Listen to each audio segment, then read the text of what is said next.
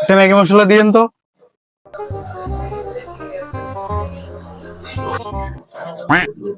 এটা কত? এর দাম তো 5 টাকা। তাহলে আরেকটা দিয়েন তো। তাহলে দুইটা মিলিয়ে কত টাকা হয়েছে একটু দেখেন তো। আচ্ছা দাঁড়ান 1 মিনিট। 5 5 55 টাকা হয়েছে। দেখি একটা তাহলে রেখে দেন তো। এখন কয় টাকা হয়েছে? দাঁড়ান হিসাব করে নি।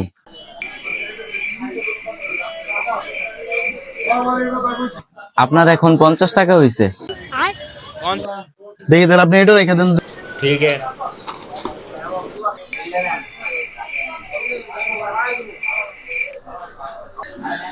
থাক তাহলে কিছু লাগবে না, রেখে দেন আপনি। ওই মে ওই বাকি টাকা দিয়া যান। কিসের টাকা? আমি তো আপনার কাছ থেকে কোনো মালই নিলাম না।